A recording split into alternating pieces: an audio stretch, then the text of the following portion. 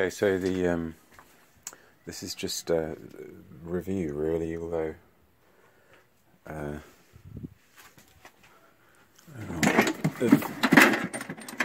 this, which is the lower ball joint remover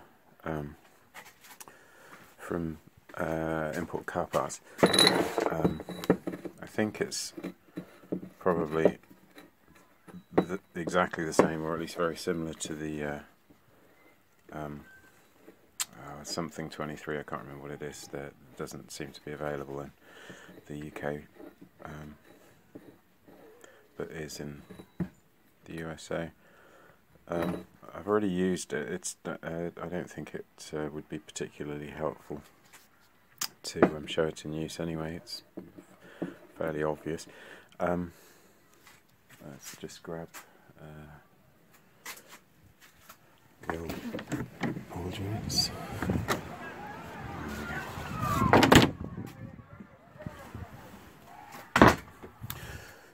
Okay, so as I say, it's pretty obvious how it works. You've got your ball joint sitting like that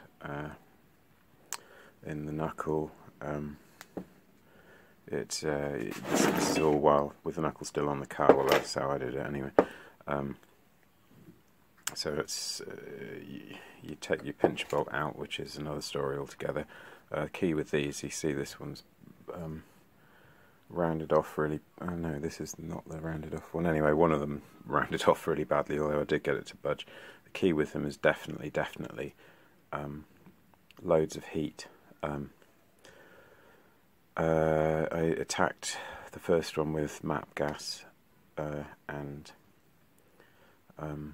that just about worked. I got that one out with MAP gas, and then running the impact wrench forwards and backwards just enough so it started to move, and then I just went for it because I got sick of it basically, and it backed out. And the second one, MAP gas again, got it really hot, started to move like this backwards and forwards with the impact wrench again, then tried to do the same again to buzz it off, and the bolt rounded off, which is better than snapping at least, but so it rounded off. Before that it wouldn't, running it backwards and forwards, the first one you could move it more each time. The second one it got some movement but never progressed from there, and then, as I say, I tried to back it all the way out with an impact wrench and it rounded off. So then tried to weld a nut to the head of the bolt, which worked, but not well enough to give me enough torque to on the bolt to back it off without the nut then snapping off again, which it did. But having welded a couple of nuts onto it, which then snapped off with enough, with the appropriate amount of torque put on it, just the join wasn't good enough. Having tried to weld it, the bolt rather, had got so hot that then when I hammered a 13mm socket onto it out of desperation, then it buzzed straight out with an impact wrench. So anyway, this, the moral of the story with the which is what everyone says anyway, with the pinch bolts, is just loads of heat. I had attacked it in a week running up to doing them with plus gas and what else? The Worth, I can't think what it's called, Rostov, and plus gas and WD-40 and anything else that I'd had around, but I don't know how much difference that really made. The heat is definitely the key. Anyway, so you get your pinch bolts out. The really good thing about these is that, assuming you can get the pinch bolts out, you can then just pop these off really easily on the car. So how it works is obvious, as I say. You've got your ball joint sitting like this. You've got the arm off, so it's exposed like this. Oh, and also if you're doing these, important to remember to disconnect the drop links, otherwise you won't get enough movement in the lower arm to expose the ball joint. All you do with these is, to excuse the rubbish camera work,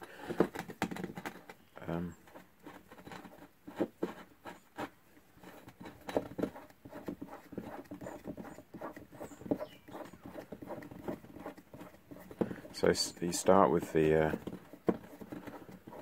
inner section. Well, this is how I did it anyway. I'm not sure if they sent any instructions with it, as I say. It's kind of self-explanatory, but there is one real key to success which I nearly fell foul of, which is, so there's your ball joint. Screw this on.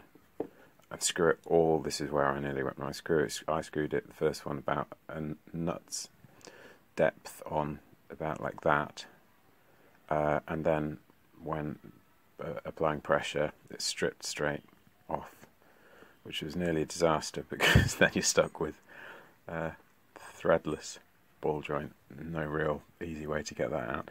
So you want to wind it all the way on as hard as it'll go, and then you just screw the cup basically over the outside of it like this, which then fits all the way up and over like this, presses, seats against the knuckle. So at this point you'll be like this. You don't really need to brace anything against this. You could put a big adjustable spanner or something on it, but it's not necessary because it just jams up anyway against the knuckle here. Yeah, so you just turn this in basically with a 19mm, whatever you've got, and it's terrifying.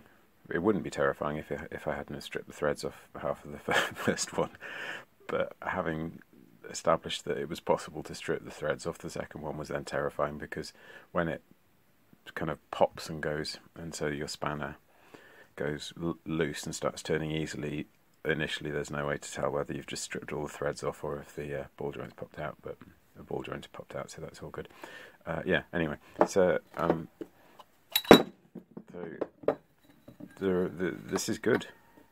I've only used it twice so far, and both times it was, as I say, as long as you make sure that you screw this all the way on like that, then is excellent and makes the job extremely simple to do on the car, which is key, because there's loads of clearance once you've got the car jacked up, at least on a Forester. I don't know that I would necessarily stick an impact wrench on the bottom of that. I wasn't brave enough to do it, but I think slowly catch your monkey. Yeah, anyway. So anyways, this is basically a review of this, and I found it to be excellent. It's 30 quid, I think, which is expensive, I guess, but totally worth it. Pays for itself easily in one job, and then you've got it, or you could sell it. Yeah, excellent. Thanks. Bye.